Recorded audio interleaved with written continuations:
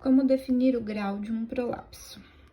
Faça duas linhas. Essa linha aqui é da parede anterior e essa linha é da parede posterior. Pegue o comprimento vaginal total. Eu vou usar um exemplo aqui de uma questão da USP Ribeirão. Então, o comprimento vaginal total é de 8.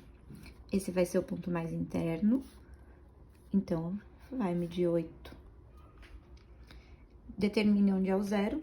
A gente não precisa fazer em escala, é só pra gente visualizar melhor. Porque o zero é o ponto que a gente chama de definidor aqui. Porque ele define o que tá pro exterior, então tudo que tá positivo está pra fora.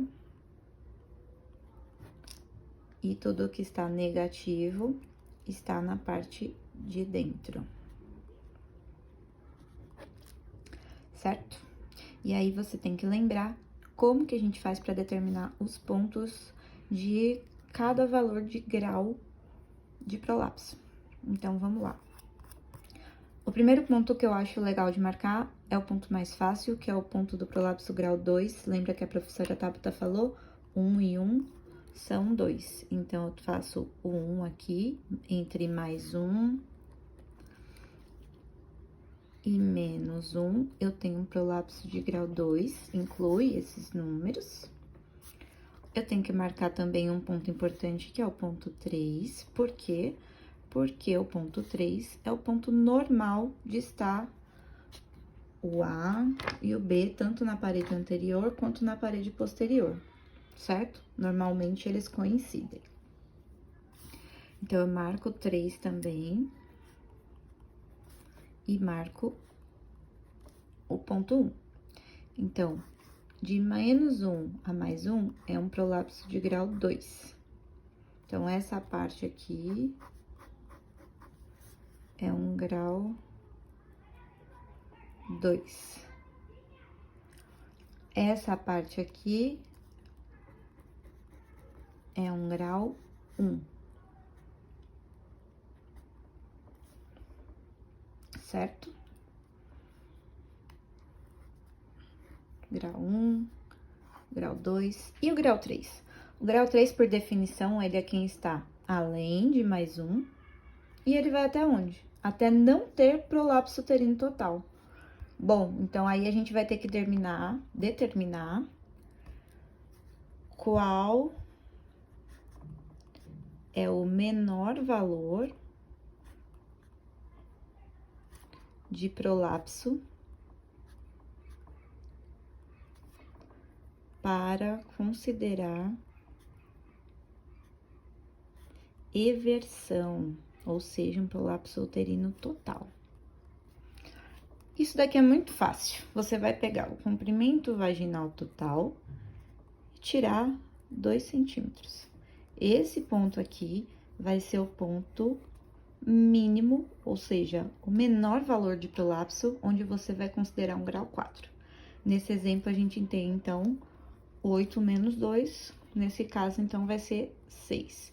Ou seja, a partir de mais 6, qualquer parede ou ponto de referência que a gente vir, vai ser um prolapso de grau 4. Então, se a gente tiver mais 6, a gente sabe que a partir daqui é grau 4. Então, a gente não vai considerar outra coisa. Então, agora o grau 3 ficou fácil, porque a gente sabe a partir da onde é o grau 4, que o grau 4 vai ser daqui para mais. E a gente sabe, consequentemente, quem é o grau 3. O grau 3 vai estar aqui, entre o mais 6 e o mais 1. É quem está além de mais 1 até antes de mais 6. Porque mais 6 já é considerado total. Então, aqui a gente ia ter um grau 3 e aqui um grau 4. Essa questão, ela mostrava esses pontos. Então, considerando aqui, ó, mais 1 e mais 1, a gente tem um grau 2.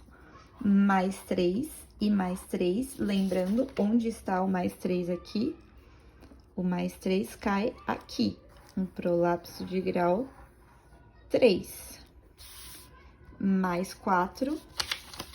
Caímos aqui novamente, entre 1 e 6, um prolapso de grau 3. E aqui a gente tem também o ponto D no mais 3, que também cai num prolapso de grau 3. Então, tanto na parede, no ponto B da parede anterior e posterior, quanto o colo, quanto o saco de Douglas estão em grau 3. Ou seja, o ponto de maior prolapso é grau 3. Lembra? A gente precisa pegar sempre o ponto de maior prolapso. A gente não vai pegar esse daqui. A gente vai pegar o de maior prolapso. Então, o maior prolapso tá aqui, ó. Esse ponto aqui, mais 4, ele tá entre mais 1 e mais 1, desculpa, e mais 6.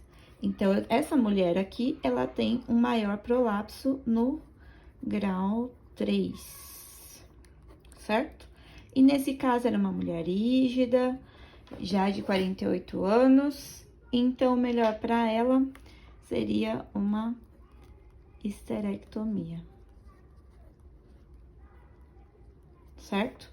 Lembrem sempre de individualizar a conduta, baseado também na idade da paciente, na prole, no grau de prolapso e nas contraindicações e indicações de cada cirurgia.